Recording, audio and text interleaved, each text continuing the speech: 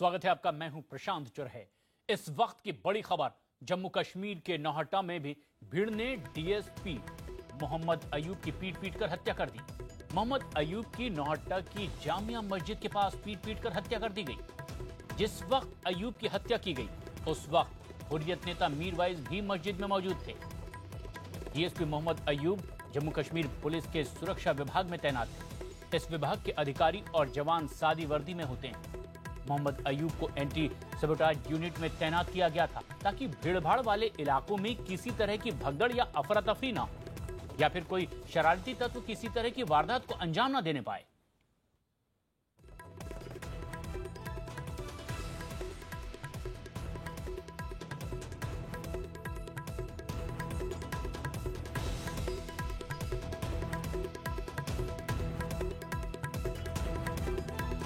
जगह जामिया मस्जिद नौहट्टा श्रीनगर।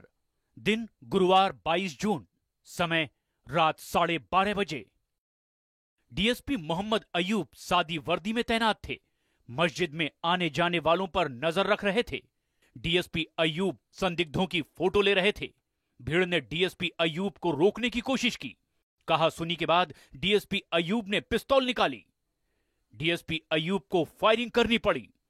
3 लोग घायल हो गए। भीड़ ने डीएसपी अयूब की पीट कर हत्या कर दी। लेकिन वहीं एक के बाद एक प्रतिक्रियाएं भी आ रही है। इस कड़ी में एक और खबर कि नौहट्टा की घटना से परेशान हूं और भीड़ की हिंसा की निंदा करता हूं। हमारे मूल्यों और धार्मिक मान्यताओं से हट करके इस हिंसक कार्रवाई को अंजाम दिया गया है। ट्वीट करके ये बयान भी सामने आया। डीएसपी अयूब की हत्या के बाद उनके परिवार में मातम का माहौल है और शहादत के बाद परिजनों को नहीं सूझ रहा कि आखिर किस तरह से अपनी प्रतिक्रिया दें।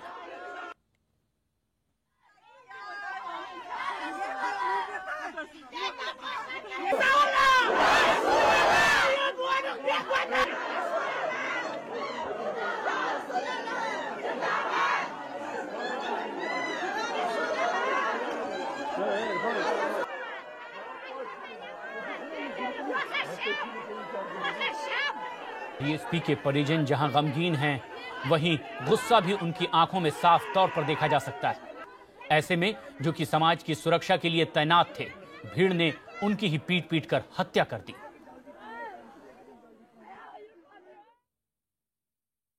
मेरा भाई छोटा भाई मेरा छोटा भाई था। मैंने उसके अपने हाथों से पाला है। वाले से निभाया। हमारे बेकसूर अंकल को मारा इन्होंने।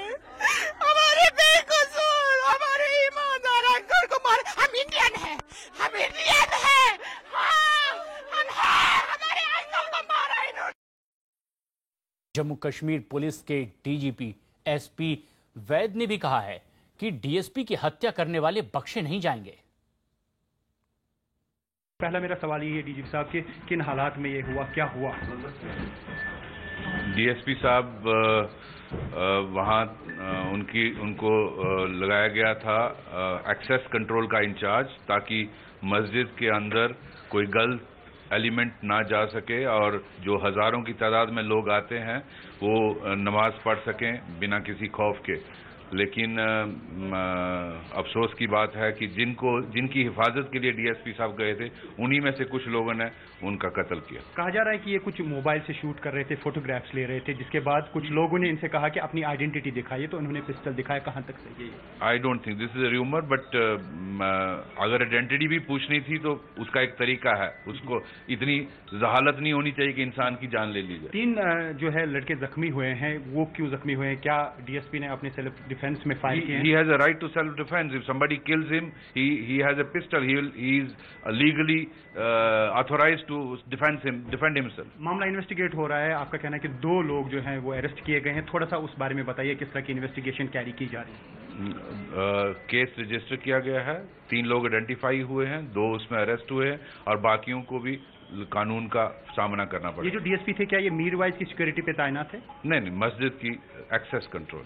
तो ऐसे में जब इस तरह के हालात बन जाते हैं तो क्या कुछ आप देख रहे हैं, किस तरह के हालात बन रहे हैं? मॉब साइकी डिफरेंट हो रही है, कहीं पे भी अगर किसी को भी पकड़ा जाता है, मार डाला जाता है, तो इसको किस नजर से आप देख रहे हैं? क्या हो रहा है कश्मीर में?